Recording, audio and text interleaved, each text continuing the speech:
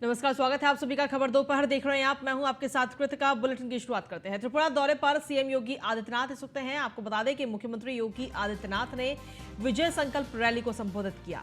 इस दौरान मुख्यमंत्री ने कहा कि त्रिपुरा के लोगों को आयुष्मान का लाभ मिला है, प्रधानमंत्री किसान सम्मान निधि का लाभ मिला है, कोरोना में फ्री वैक्सीन इलाज का लाभ मिला। वहीं कांग्रेस सरकार में सुरक्षा में सेंध लगती थी, कांग्रेस सरकार में योजनाओं का लाभ नहीं मिलता था। ये तमाम बातें मुख्यमंत्री योगी आदित्यनाथ की तरफ से आज कही गई। आपको बता दें कि मुख्यमंत्री योगी आदित्यनाथ त्रिपुरा के दौरे पर हैं और इस दौरान आज की रैली को संबोधित करते हुए मुख्यमंत्री योगी आदित्यनाथ ने क्या कुछ कहा है वो आपको सुनवाते हैं।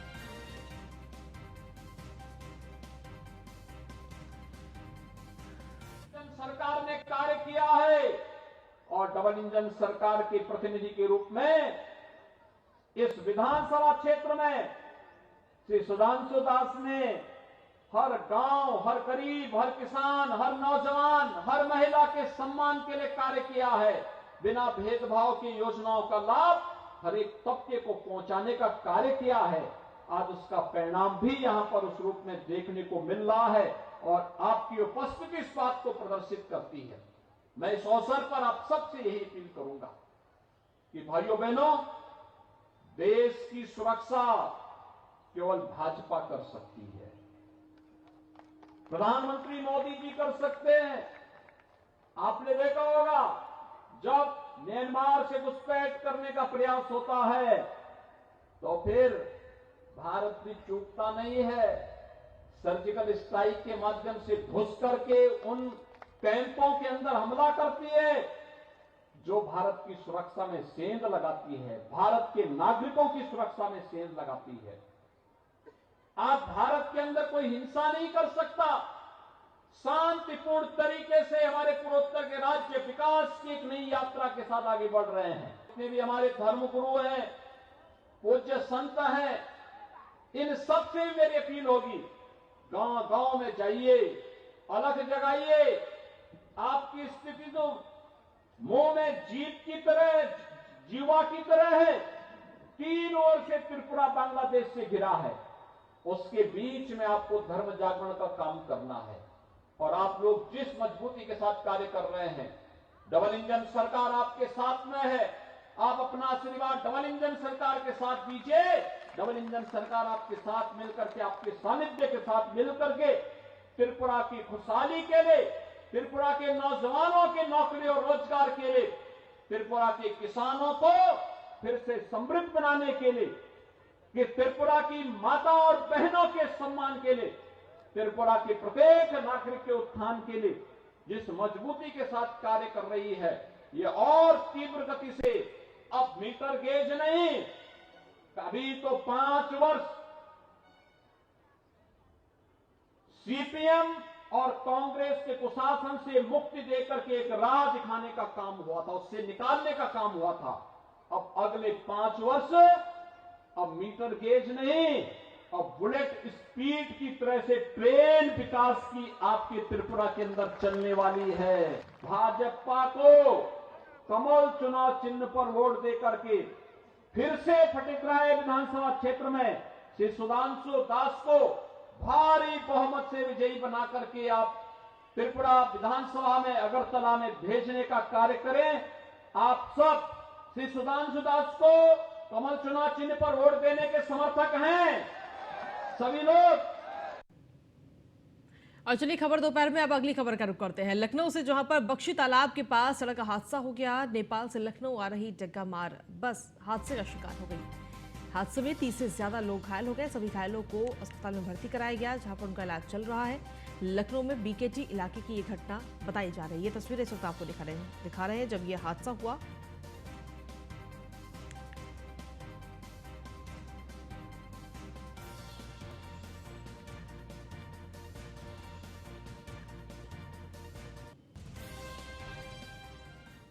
अगली खबर लखनऊ से, जहां पर परिवहन विभाग की तरफ से बड़ी कार्रवाई इस वक्त की गई है। ओवरलोडिंग गाड़ियों के खिलाफ ये बड़ी कार्रवाई हुई है। 608 ओवरलोड गाड़ियों का चालान किया गया है। 206 ओवरलोड गाड़ियों को सीज किया गया है। इस दौरान आपको बता दें कि 83.27 लाख रुपए की गाड़ियों से वसूली भी इस दौरान की गई। 41,88,000 की बकाया गाड़ियों के परमिट की भी वसूली इस दौरान की गई। 1 फरवरी से आज तक ये बड़ी कार्रवाई की गई है परिवहन विभाग की तरफ से।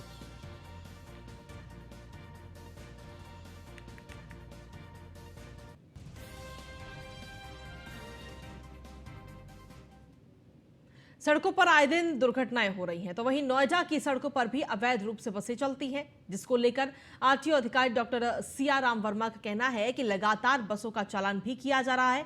बहुत सारी बसों को सीज भी किया गया। तो वहीं आगे उनका क्या कुछ कहना है वो आपको सुनाते हैं। बसों पर देखिए, हमारे जनपद में 6 प्रवर्तन अधिकारी हैं, वो लगातार सड़क पर बने रहते हैं और इसके अलावा जनपद की पुलिस भी कार्रवाई करती है। तो पिछले महीने में कुल 46 बसों का चालान हुआ है। यहाँ पर भी चालान काटे जा रहे हैं और मतलब लगभग 82 लाख रुपया प्रशमन आया है और 52 लाख रुपया करों की वसूली की गई है। वो इसी प्रकार के वाहनों से की गई है, जिसमें हमारी 176 ओवरलोड की वाहनें हैं और बसें हैं, बकाये की भी गाड़ियां हैं। कार्रवाई देखिए, सड़कों पर कुछ न कुछ गाड़ियां हमको हमेशा मतलब अनधिकृत रूप से, चाहे ओवरलोड हो चाहे बिना परमिट के, संचालित होती पाई ही जाती हैं और हम लोग लगातार काम कर रहे हैं। हर महीने लगभग 1000 वाहनों का चालान यहाँ जनपद में होता है। बट वो फिगर शून्य तो कभी नहीं हो सकती है, क्योंकि कुछ इस तरह के अपराध लोग जाने अनजाने में भी करते हैं, तो कुछ न कुछ आपको हमेशा पाए जाएंगे। बट कार्रवाई लगातार हो रही है। बसों पर देखिए,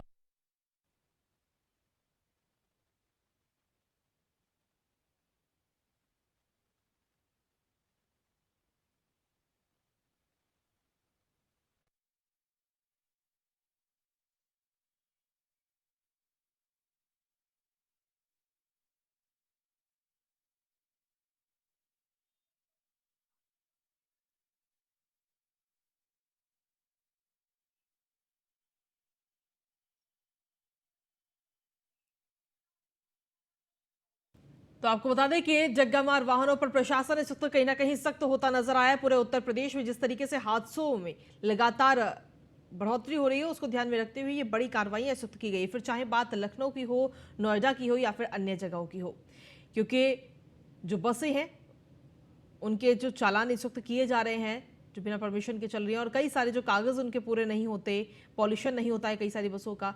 तो ऐसे में ये बड़ी कार्रवाई इस वक्त की गई है।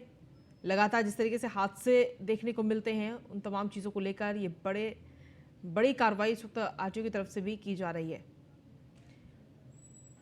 वहीं अगर बात करें लखनऊ की, तो लखनऊ में ओवरलोडिंग गाड़ियों के खिलाफ ये बड़ी कार्रवाई की गई है और कुल 608 ओवरलोड गाड़ियों का चालान किया गया है। 206 ओवरलोड गाड़ियों को सीज किया गया है। 1 फरवरी से लेकर आज तक जो कार्रवाई की गई, यानी कि पिछले 8 दिन के अंदर जो कार्रवाई की गई है, वो इस वक्त आपको बता रहे हैं। जो गाड़ियों के परमिट की वसूली है, वो 41 लाख से ज्यादा गाड़ियों से परमिट की वसूली की गई है। तो आज तक की कार्रवाई जो है वो आपको बता रहे हैं जो परिवहन विभाग की तरफ से की गई है। इसके अलावा अगर नोएडा की बात करें, तो नोएडा में भी कुछ इस तरीके का नज़ारा देखने को मिलता है, क्योंकि लगातार जो हादसे हैं वो बढ़ रहे हैं। तो ऐसे में लगातार बसों का चालान किया जा रहा है और बहुत सारी बसों को सीज भी किया जा रहा है।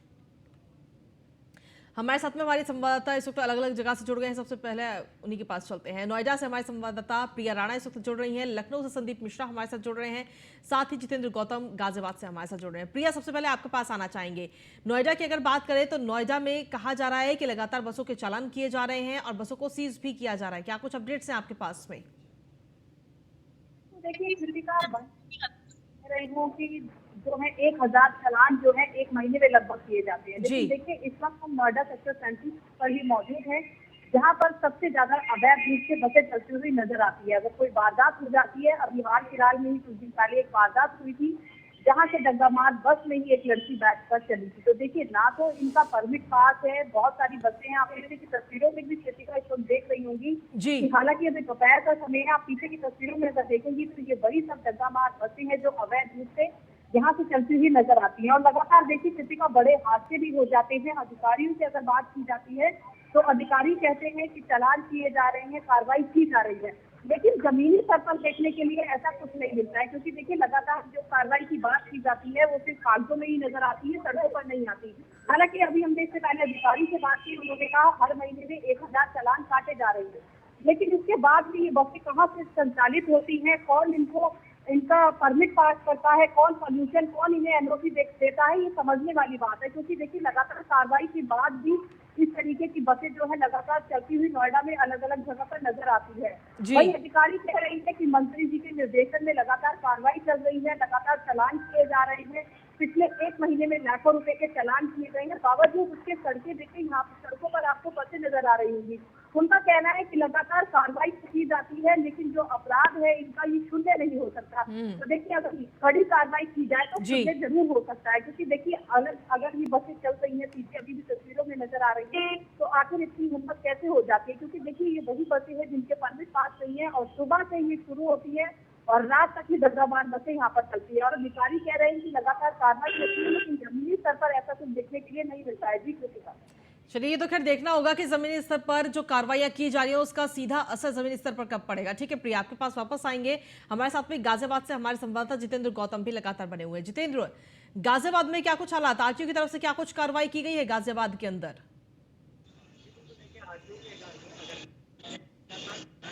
बात तो की जाती है, लेकिन सबसे बड़ी बात है कि इन पर कार्रवाई कब की जाएगी। क्योंकि अगर आप देखें गाजियाबाद में एनसीआर में ये आता है और दिल्ली का आनंद विहार हो गया या फिर आईएसपीटी हो गया या कश्मीरी गेट हो गया, यहाँ से इतनी डग्गामार बसें चलती हैं।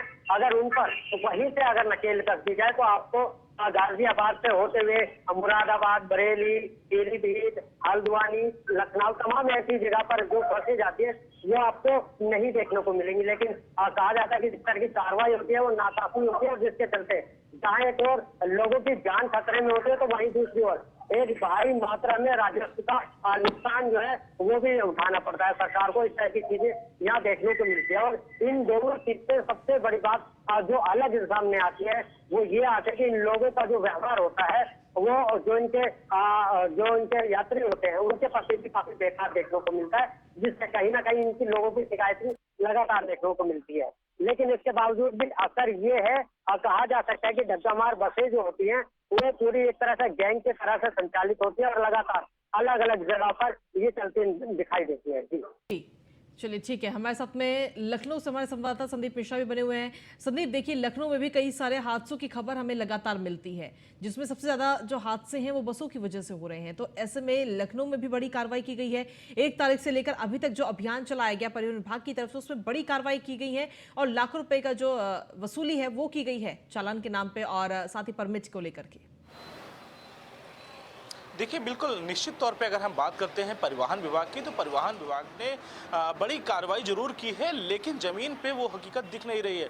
यानी कि अगर बात करें 200 से अधिक बसों को सील कर दिया गया है और इस पे ओवरलोडिंग के मामले में 600 से अधिक बसों का जो है उन्होंने चालान काटा है। राजस्व वसूली हुई है 88 पॉइंट कुछ की। तो निश्चित तौर पर जिस तरीके राजस्व की वसूली हो रही है निश्चित तौर पर, लेकिन जो डग्गामार वाहन है वो वाहन कहीं ना कहीं उस पर जो एक तरफ से चालान होता है, दूसरी तरफ से उनके मालिक जो है वो वहां पे जा करके पैसे का मूल्य जमा करके उसको छुड़वा लेते हैं और फिर वही स्थिति फिर से आ जाती है, फिर से वो रोड पे दौड़ने लगती है। हालांकि जिस तरीके से लगातार डग्गामार वाहनों की जो शिकायतें आती हैं परिवहन विभाग के पास आती है, आरटीओ के पास आती है, लेकिन उस पर अगर सख्त एक्शन अगर प्रशासन अगर लेता है तो निश्चित तौर पर बड़ी कार्रवाई मानी जाती है। लेकिन अगर हम इन छोटी छोटी अगर कार्रवाई की अगर बात करते हैं तो ये एक लापरवाही होगी। अभी आज कुछ देर पहले लगभग 12 बजे से न्यूज़न इंडिया की टीम हर चौराहे पे टहल घूम रही है और चौराहे पे जा करके ये भी जानकारी ली कि डग्गामार वाहन कैसे संचालित किए जा रहे हैं, किस तरीके चल रहे हैं डग्गामार वाहन लखनऊ के अंदर, जो कि लखनऊ के जो आउटर क्षेत्र हैं उन आउटर क्षेत्रों में सर्वाधिक सबसे ज्यादा डग्गामार बसों का संचालन होता है। यानी कि अगर हम पॉलिटेक्निक की बात करते हैं तो वहां से बाराबंकी, गोंडा, बहराइच और ये सारी मार्गों पर जो है उन वाहनों का प्रयोग किया जाता है। रायबरेली रूट की बात करते हैं तो रायबरेली इलाहाबाद रूट पे डग्गामार बसों का संचालन जो है पूरी तरीके से होता है। उसी तरीके से अगर कानपुर की अगर बात करते हैं तो कानपुर, फतेहपुर इन रोडों पे इन डग्गामार वाहनों का जो संचालन तेजी से होता है। यानी कि प्रशासन को इन सभी विषयों की जानकारी है, पहले से जानकारी है और वो कार्रवाई के नाम पे सिर्फ खाना पूर्ति करते हैं। हालांकि अगर एक्शन मूड में अगर परिवहन विभाग आता है या आरटीओ आ जाए तो निश्चित तौर पे जो ये वाहन चल रहे हैं, जो हमारे न्यूज़न इंडिया के कैमरे में जो कैद हुए हैं वो शायद नहीं दिखाई देंगे रहेंगे सड़कों पे, क्योंकि जो हादसे का शिकार होते हैं। आज अभी कुछ देर पहले की घटना की बात करते हैं तो नेपाल से एक बस आ रही थी, डग्गामार बस उसको भी कहा जा सकता है, और वो जाकर के बक्सी के तालाब क्षेत्र में गाड़ी टकरा जाती है, 30 से अधिक लोग घायल हो जाते हैं। तो ये ऐसी बड़ी घटनाएं जो होती हैं, उन घटनाओं पे अंकुश लगाने के लिए प्रशासन को निश्चित तौर पे जो है उन वाहनों को बंद करना पड़ेगा, उन डग्गामार वाहनों को जो है पाबंदी से एक्शन लेना पड़ेगा प्रशासन को। उसके बाद ही कुछ जमीनी हकीकत पे कुछ निर्णय दिखाई देंगे। जी ठीक है, आपके पास वापस आते हैं। प्रिया भी हमारे साथ लगातार बनी हुई है। प्रिया, अगर देखा जाए तो पिछले 1 महीने के अंदर जो इतने भी नोएडा के अंदर कैमरे लगे हुए हैं, सीसीटीवी कैमरे, उनको भी दुरुस्त किया गया है, जिससे कहीं ना कहीं सिर्फ डग्गामार वाहनों ही नहीं बल्कि और जो लोगों के प्राइवेट व्हीकल्स हैं उनके भी काफी संख्या में चालान काटे जा रहे हैं।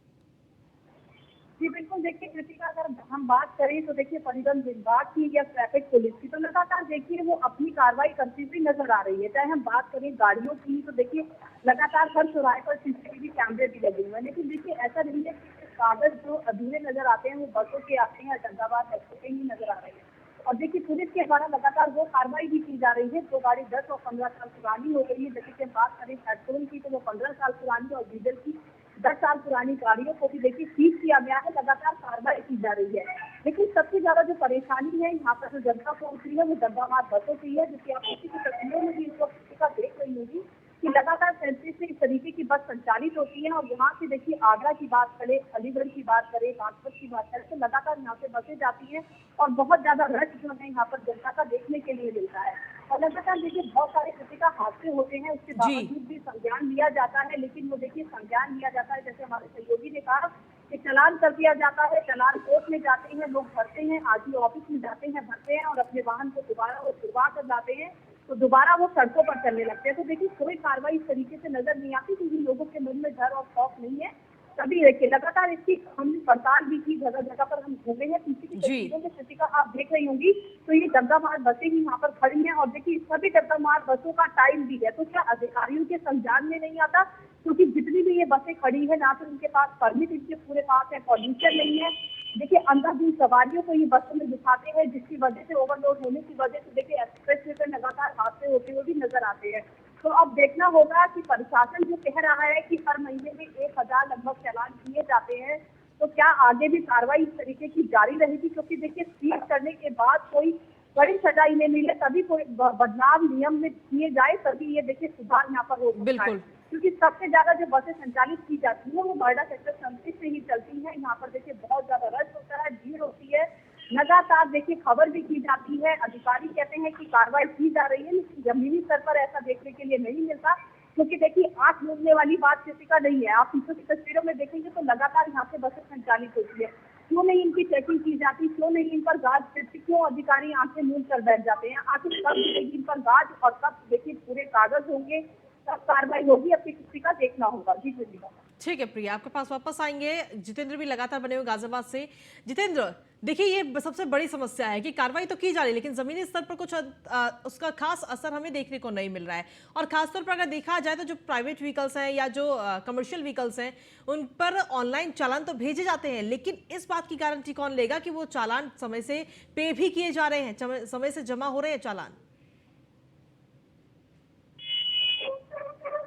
इस पे ध्यान देना होगा। जिस तरह से ये बसें चलती हैं और या फिर एक डग्गामार टैक्सी जो चलती है, इनको बकायदा एक कोड दिया जाता है। जो हमारी लोगों से बातचीत होती है, जो चलाते हैं उनसे भी बातचीत होती है, तो बकायदा एक कोड दिया जाता है और उस कोड को लगभग 1 महीने वैलिड रखा जाता है। और जहाँ पर कोई भी पुलिस कर्मी उनको रोकता है तो वो उस कोड को बताता है और बाद में वो वहां से अपने आगे गंतव्य तक चली जाती है। इस तरह की चीजें हैं जो अधिकारियों के ध्यान में भी रहती है, लेकिन एक बड़ी रकम के चलते इसको अंदर ही अंदर खाने चलाया जाता है और जिसके बाद जो जिनके पास इस तरह के कोडिस नहीं होते हैं उनका चालान कर दिया जाता है और उस चालान को भरने के लिए फिर बाद में कोर्ट के द्वारा तमाम ऐसी चीजें हैं जो कानूनी कार्रवाई होती रहती है। लेकिन सबसे बड़ी बात ये है कि इन बसों को अगर आप पहचानने की कोशिश करेंगे तो ये जो डग्गामार बसें होती है ज्यादातर जिस स्टेट की है उस स्टेट के रंगों में हुबहू ये इन पर पेंटिंग की जाती है, ताकि जो आम आदमी वो भी इनको आसानी से ना समझ सके और उनमें सफर करने लगे। ये तमाम ऐसी चीजें हैं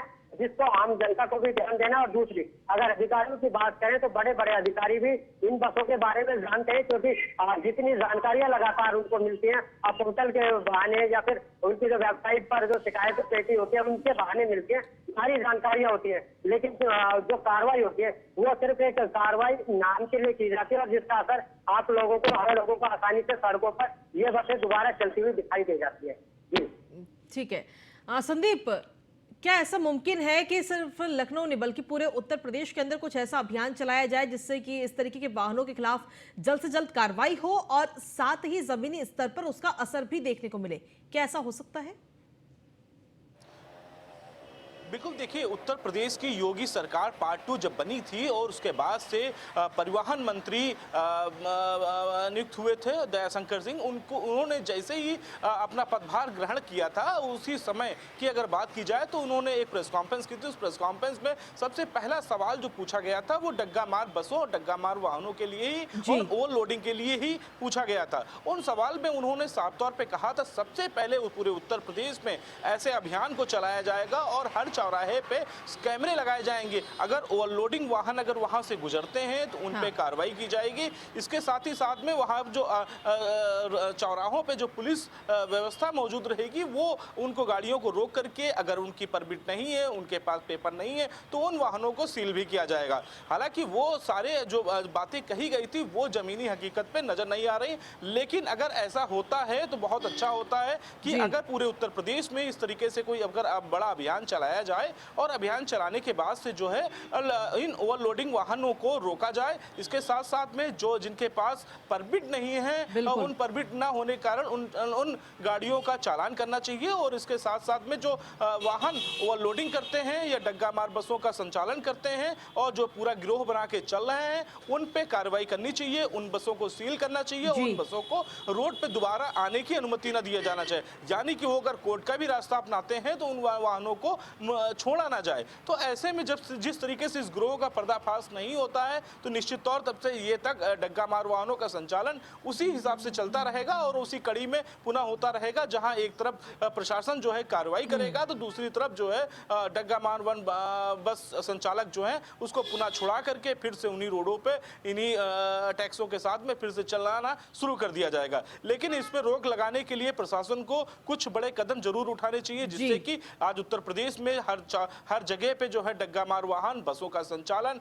या डंपरों का जो ओवरलोडिंग करके निकलते हैं, बड़े बड़े ट्रक हैं, उन ट्रकों की ओवरलोडिंग अधिक होती है जिनके कारण बड़े हादसे होते रहते हैं शहर में, कई लोगों की जानें चली जाती हैं। तो इन पे रोक लगाने के लिए प्रशासन को ऐसे कुछ बड़े निर्णय जरूर लेने चाहिए। ठीक है, चलिए, शुक्रिया आप तीनों का तमाम जानकारी देने के लिए।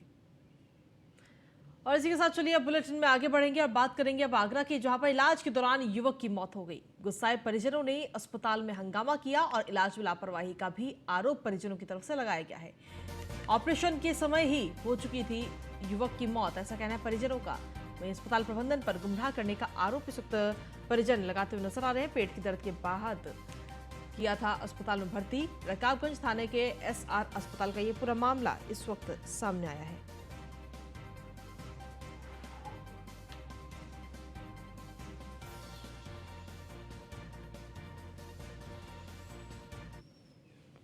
अपेंडिक्स में कुछ तकलीफ है नस के अंदर, तो हमने सर क्या करना है, आप सही करो इसको। तो उन्होंने कहा कि इनका ऑपरेशन होना है, कि सर कहाँ पे ऑपरेशन होना, हमने पूछा उनसे और कि SR में एडमिट कर दो। तो तकरीबन 12:30 बजे से 1 बजे तक हमने जो SR में एडमिट कर लिया।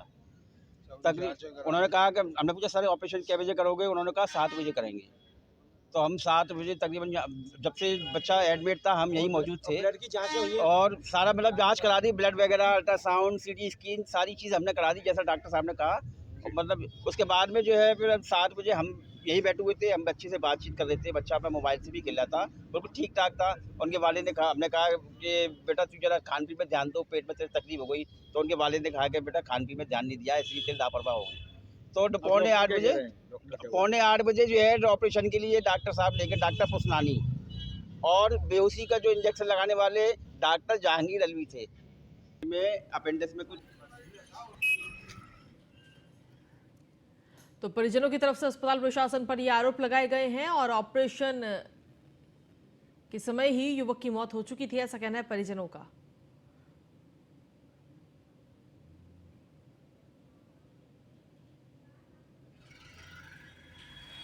दरअसल आपको बता दें कि पेट की दर्द के बाद में युवक को अस्पताल में भर्ती कराया गया था, जहां पर ऑपरेशन, परिजनों का जो कहना है कि ऑपरेशन के दौरान ही युवक की मौत हो गई थी।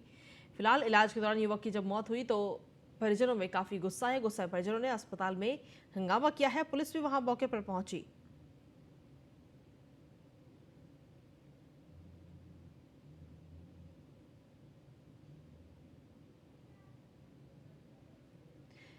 अधिक जानकारी के साथ हमारे संवाददाता कृष्णा त्यागी हमारे साथ जुड़ गए हैं, सीधा उन्हीं का रुख करते हैं। कृष्णा, क्या कुछ ताजा अपडेट है आपके पास में? आखिर ये पूरा मामला क्या है? बिल्कुल कक्षा जी, मैं आपको बता दूं, थाना रकाबगंज क्षेत्र के एसआर हॉस्पिटल का ये पूरा मामला है, जहाँ पर कल शाम को 3 बजे उसे एडमिट किया था और उसके बाद बताया जा रहा है पेट में दर्द था। उसके बाद करीब 11 बजे उसकी मौत हुई है। वहीं डॉक्टर से भी बातचीत की थी। डॉक्टर ने बताया है कि 40 साल पहले मुझसे इस विषय को, तो 40 साल से मैं इसकी प्रैक्टिस कर रहा हूँ, जा रहा हूँ ऑपरेशन किए। हालांकि उसको जो मरीज की डेथ हुई है उसको पहले से भी काफी परेशानी थी। वही जो मृतक के परिजन है उन्होंने भी आरोप डॉक्टर से लापरवाही के लगाया। लेकिन सबसे बड़ा सवाल यह है कि इस पूरे मामले में जब डॉक्टर से हमने पूरी बातचीत की तो डॉक्टर का यही कहना था कि इसमें 40 साल से ज्यादा अनुभव हुआ है और करीबन 40,000 मैंने ऑपरेशन किए हैं, ऐसा कभी नहीं हुआ है। हालांकि हमने ऑपरेशन सफलतापूर्वक किया, उसके बाद इस तरह की जब लापरवाही हुई, हालांकि उसमें पहले भी पेट में ऑपरेशन हुआ जिसके चलते हृदय गति रुकने के कारण डॉक्टर ने इसकी मौत बताई है। हालांकि पोस्टमार्टम की रिपोर्ट तय करेगी ये कि हालांकि क्या वजह रही, क्या स्थिति रही, ये देखने वाली बात होगी। हालांकि जो मृतक के परिजनों ने हॉस्पिटल के प्रबंधन पर पूरा दबाव बनाया, हालांकि काफी देर हंगामा रहा, पुलिस ने पूरे मामले को शांत कराया है और इस पूरे मामले को लेकर मृतक के परिजन भी आरोप लगा रहे हैं। ठीक है, चलिए शुक्रिया तमाम जानकारी देने के लिए कृष्णा। और इसी के साथ फिलहाल खबर दोपहर में इतना ही। बाकी तमाम खबरों के लिए बने रहिए न्यूज़ 1 इंडिया के साथ।